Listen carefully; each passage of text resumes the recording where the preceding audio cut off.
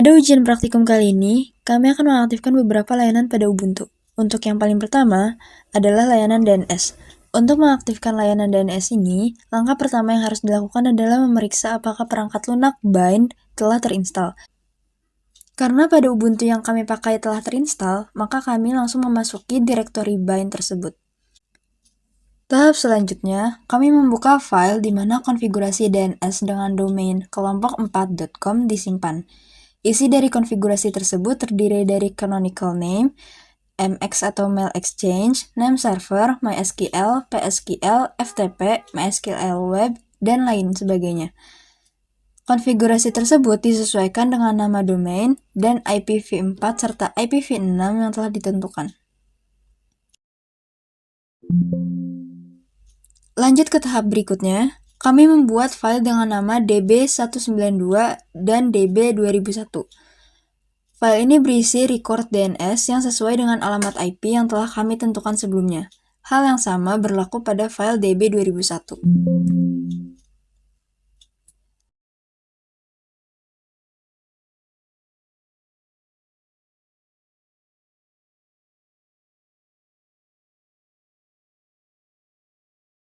Langkah selanjutnya, kami membuka file dengan nama named.conf.option. File ini berfungsi untuk mengatur opsi global untuk layanan DNS bind. Setelah opsi global sudah terkonfigurasi pada file sebelumnya, kami lanjut membuka file dengan nama named.conf.local yang mengatur zona-zona lokal yang dihosting oleh server DNS bind.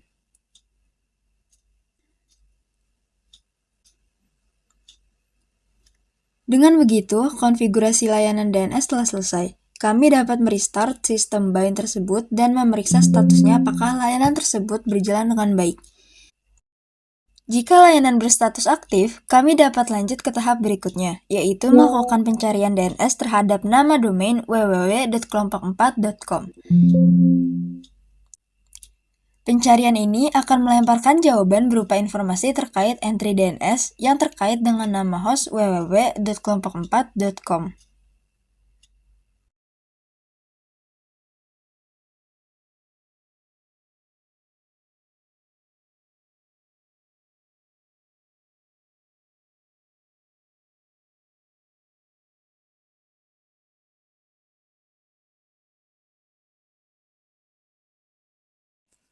Dengan begitu, layanan DNS berhasil diaktifkan. Kami dapat lanjut untuk mengaktifkan layanan yang berikutnya. Untuk NFS atau Network File System akan dilakukan dalam server dan tidak melalui plugin. Jadi untuk yang pertama harus dibuat direktori pada admin OJK dengan nama NFS.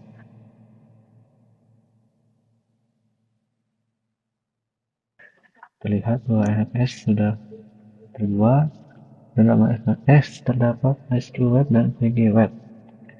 Dalam masing-masing terdapat indeks PHP.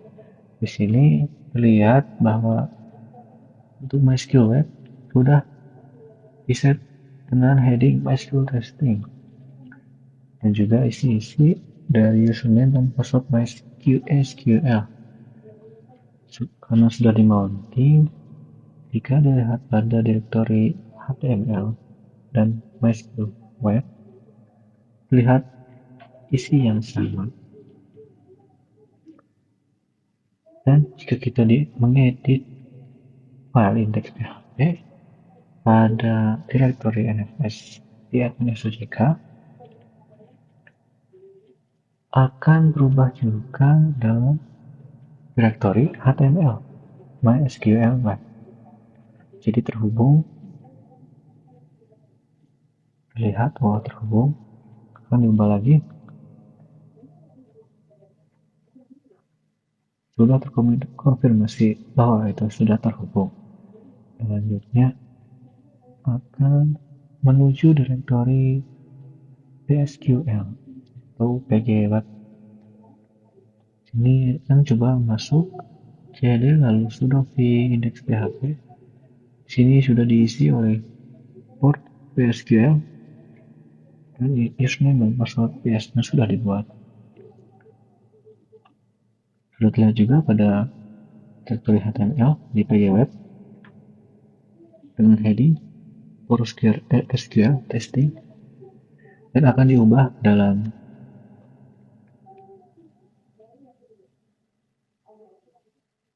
di sini kita akan mencoba merubah dalam directory HTML dan bukan di directory NFS. Lihat bahwa berubah juga, jadi tidak berpengaruh di mana akan diubah. Semuanya sudah aman.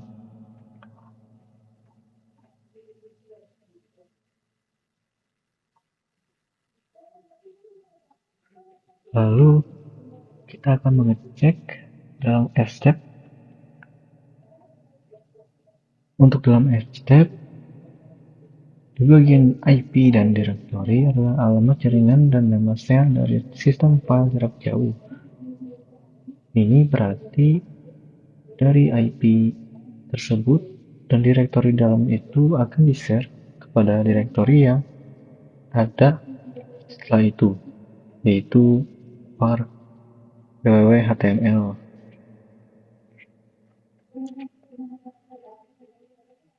Untuk default snapdev itu adalah opsi untuk pemasangan sistem file default, berarti menggunakan opsi pemasangan standar navdev. Dua angka terakhir ini 00 itu untuk dump and paste. Dump itu untuk perintah dump untuk menentukan apa sistem file perlu dicadangkan. Paste digunakan oleh perintah fstk untuk menentukan urutan pemeriksaan sistem file saat boot. Di 0 itu tidak atau false. Untuk file export RW ini untuk membaca dan menulis, jadi bisa di write.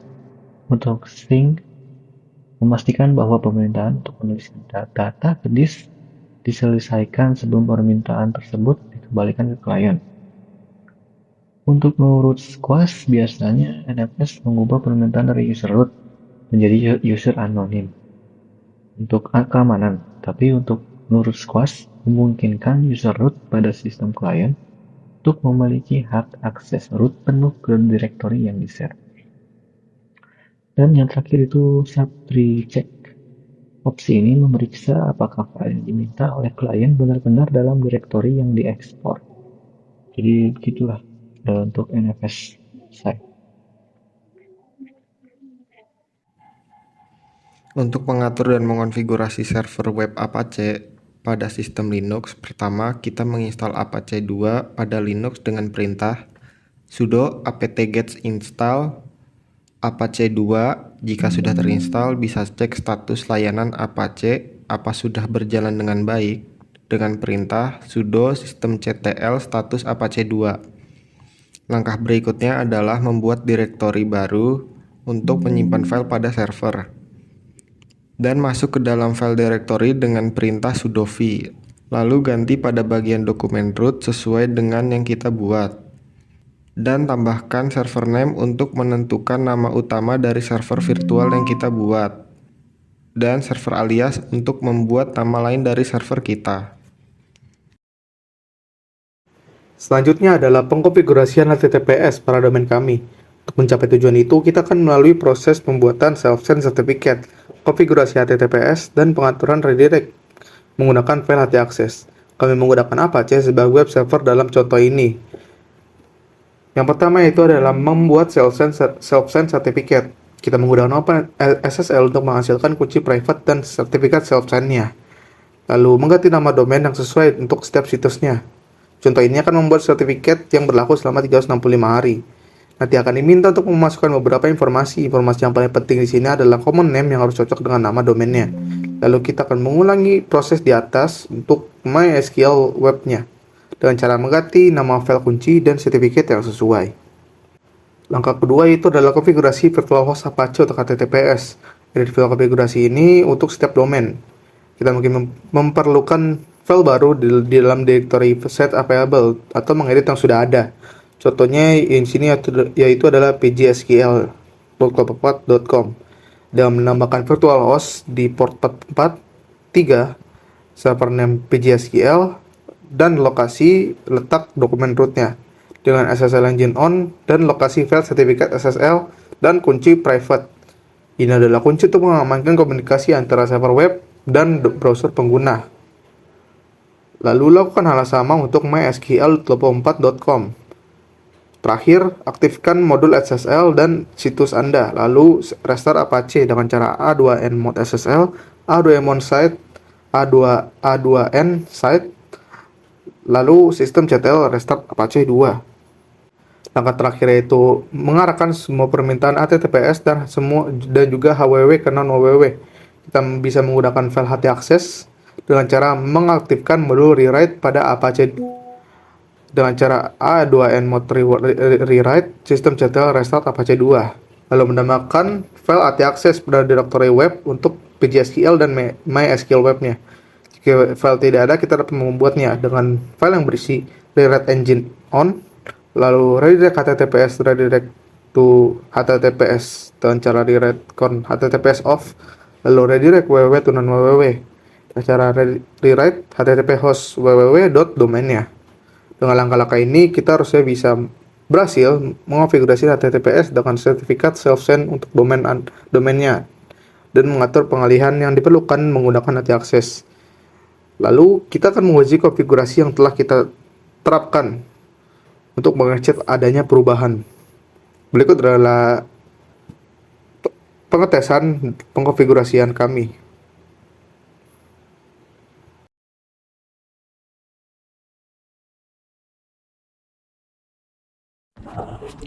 Untuk bagian selanjutnya adalah bagian database MySQL. Di sini kita akan masuk ke dalam MySQL dengan username, user kelompok 4, dan password tcom dengan IP yang sudah ditentukan dengan komen MySQL strip U kelompok 4 strip P strip H dan IP. Lalu masukkan password tcom. Di sini kita akan melihat database yang dalam MySQL ini, dalam user ini, yaitu DiplomaDB. Itu terlihat bahwa ada. Kita akan menggunakannya dengan komen use DiplomaDB. Lalu kita akan melihat tables dalam database tersebut. Lalu select mahasiswa untuk melihat isi dari tables tersebut. Terlihat bahwa tables tersebut terdapat nama-nama anggota kelompok 4 dengan NIM. Dan untuk list dan IP address, kita akan mengkonfigurasi di file mysqld.cnf. Terlihat bahwa bin address sudah terkonfigurasi dengan IP 0.0.0.0, jadi semua IP bisa masuk. Nah, jadi MySQL listen ke semua IP. Selanjutnya, saya adalah Arfianti dengan NIM J0404231037 akan menjelaskan pembuatan database PSQL pada ujian praktikum AAJ kelompok 4 kelas B2. Poin pertama yaitu membuat listen pada IP address menjadi 0.0.0.0, yaitu dengan perintah sudo v etc postgresql 10/main postgres.conf. Poin kedua yaitu membuat database dengan nama diploma_db.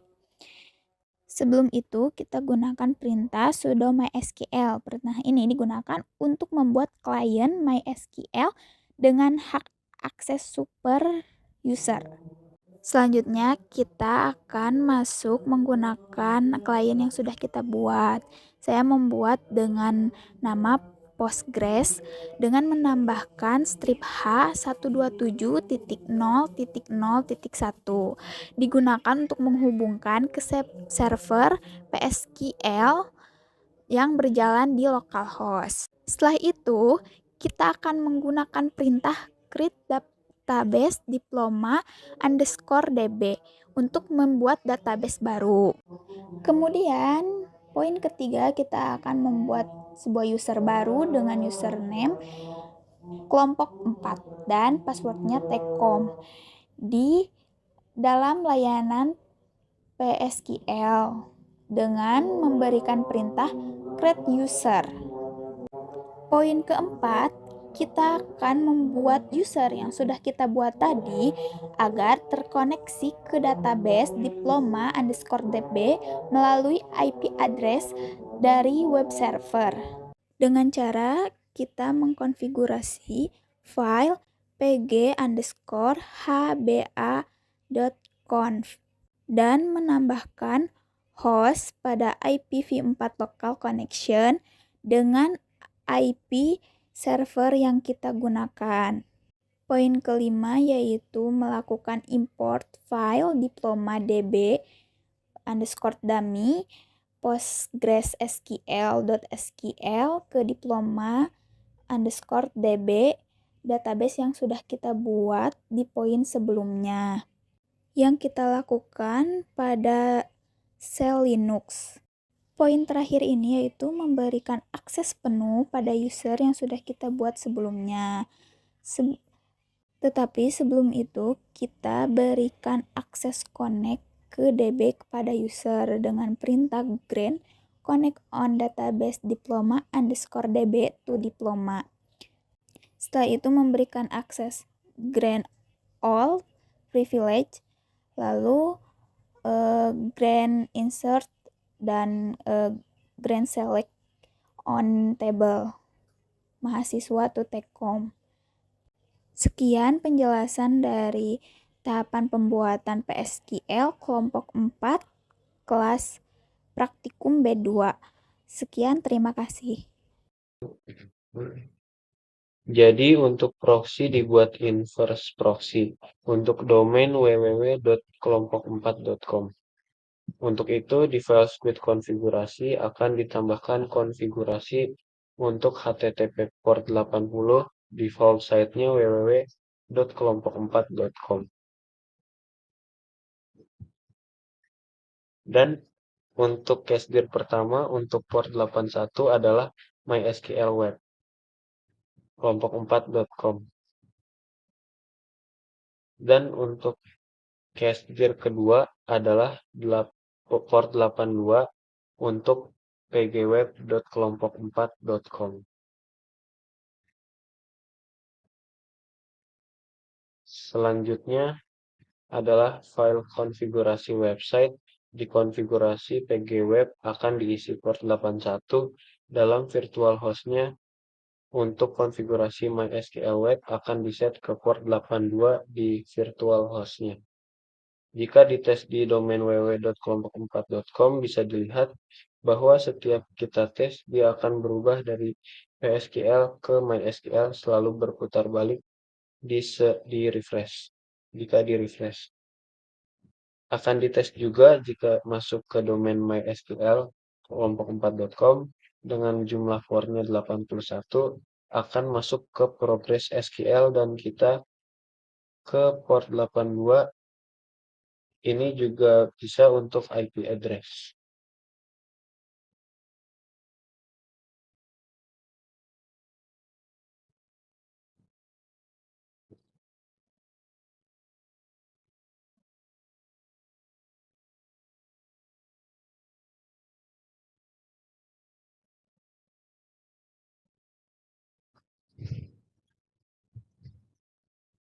Dan ini untuk IP address-nya.